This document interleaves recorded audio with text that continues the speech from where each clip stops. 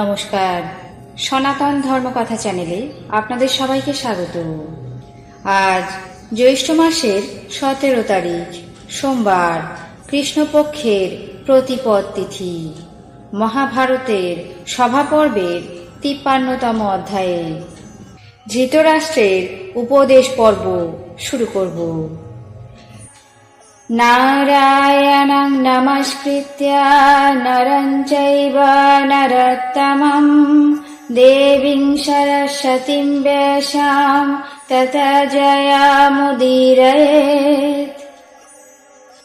ধৃতরাষ্ট্র বললেন, বৎস দুর্যোধন, তুমি আমার একমাত্র পত্নীর গর্ভজাত সর্বজ্যেষ্ঠ পুত্র। অতএব পাণ্ডবদের প্রতি কখনো বিদ্বেষ ভাব মনে রেখো না।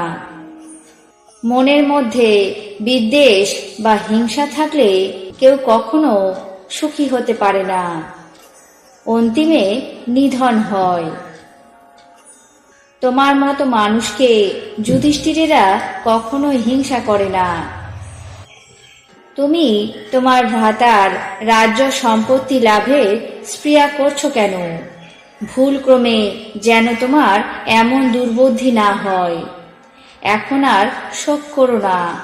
যদি তুমি এমন যোগ্য সম্পত্তি প্রাপ্তির ইচ্ছা করো, তবে যাজ্ঞিকেরা সপ্তসন্তু নামে এক মহাযজ্ঞ আরম্ভ করুন।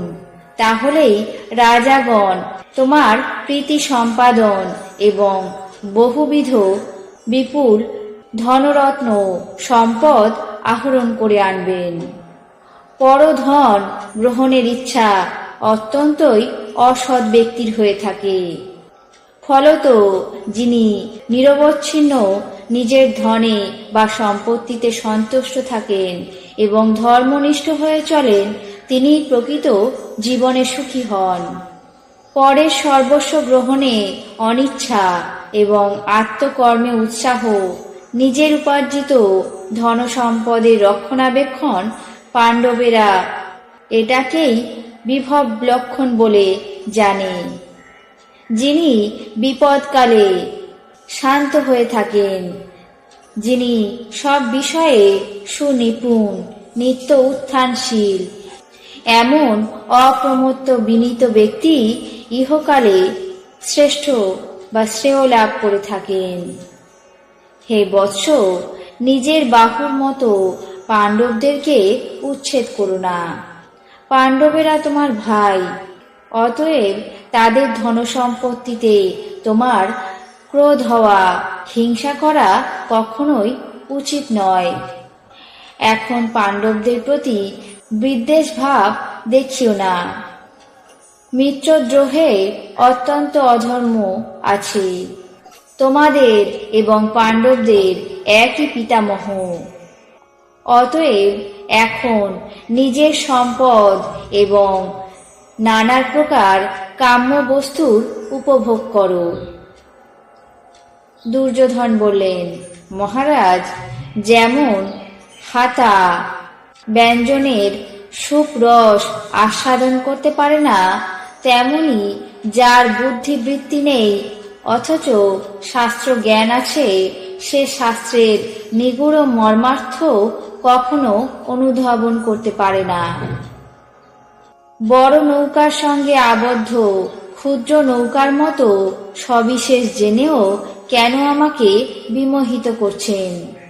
স্বার্থ সাধনে আপনার কেন কোনো মতি নেই? আর এই বিষয়ে কেনই বা আমাকে বিদ্বেষ ত্যাগ করতে বলছেন? আপনি যখন শাসনকর্তা, তখন আর আমাদের জীবন ধারণের প্রয়োজন কি?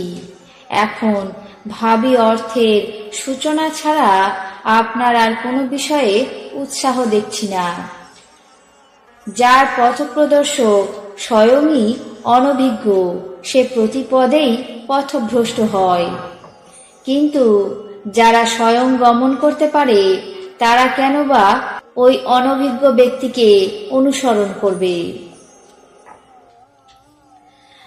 আজ মহাভারতের সভা পর্বের 53তম অধ্যায়ে ধৃতরাষ্ট্রের উপদেশ পর্ব এখানেই শেষ করছি। বাকি অংশ আগামী পর্বে পাঠ করে শোনাবো। এখন জেনে নেব আজকের দিনের 12টি রাশির রাশিফল। মেষ, ভোগান্তি। বৃষ, রাজনৈতিক অস্থিরতা। মিথুন, ব্যবসায় লাভ। কর্কট, মিথ্যা অপবাদ।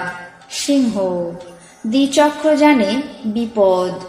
কন্যা, অর্থপ্রাপ্তি। তুলা, বদলি।